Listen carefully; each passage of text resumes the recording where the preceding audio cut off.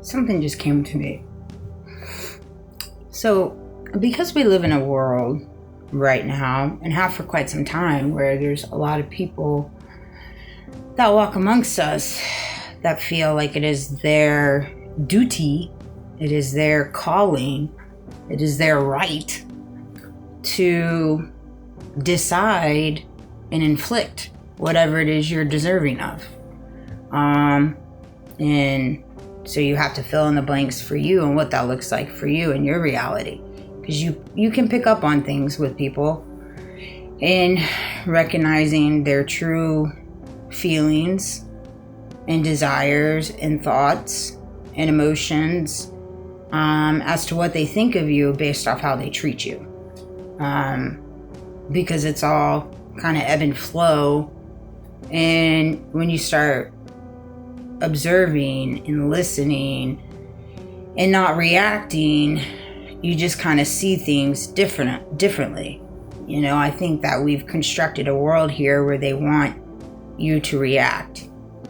They intentionally create illusions, tactics, situations,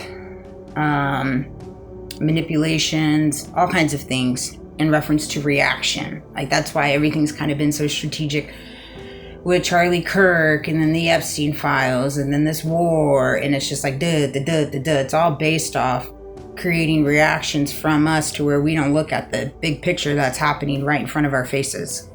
And it's created as an illusion or a delusion or conspiracy theorists, or however they want to spin it.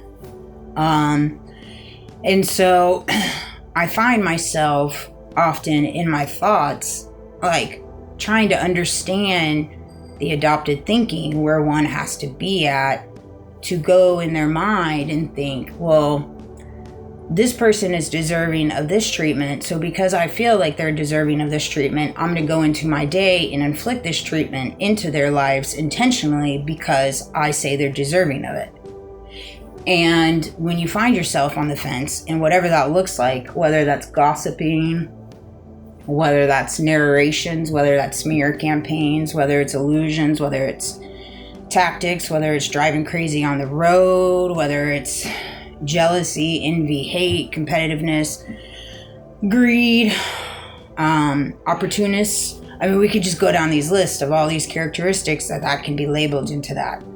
You have to kind of look at the other side of the fence, and you operate, if you find yourself in a world like that, which I think we're all in a world like that right now, where you can't meet that with what you're receiving, because you'll always come up short. You'll always come up short. Why will you come up short? Because it's not your job. It's not your job. It wasn't their job in the first place, but that's something they took upon themselves. And see, if you take it upon yourselves to do the same thing they're doing, you're just meeting them where they're at. You're not rising above it. And since we are a world that enjoys Bible verses and just throwing them out there when we see fit, I've got a few for you. Here's clear biblical teachings on that. Book of Romans 12:19. Beloved, never avenge yourselves, but leave it to the wrath of God. Vengeance is mine, I will repay, says the Lord. Justice is real, but it is not yours to carry out.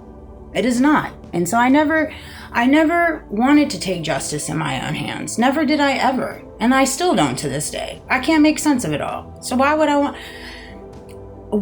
want to take something in my hands when I still can't even make sense of it all? That doesn't even make sense in my little brain.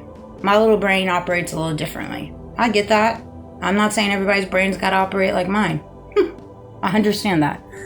Book of Proverbs 20:22. Do not say, I will repay evil. Wait for the Lord and he will deliver you. This directly addresses the mindset. They deserve the same. It does. They never deserve the same. Truthfully, they don't. Because 99% of the time, when people act in a certain way in reference to treating you in evil ways, it's a reflection of where they're at and their walk and their heart and their mind. That's all it is. It's a straight reflection of themselves. And it's sad. Book of Matthew 5:38 through 39. Teachings of Jesus Christ. Christ is King. You have heard an eye for an eye, but I tell you, do not resist an evil person. No, you don't actually resist an evil person. Truthfully, when you move in the Christ consciousness, in your own consciousness that resides inside of you, you don't resist evil because you know the evil has nothing to do with you because you walk in your Christ consciousness. It just surrounds you, but it has nothing to do with you. Jesus shifts the focus from retaliation to a higher level resistance and strength, because the strength is within, not without. It's all within you.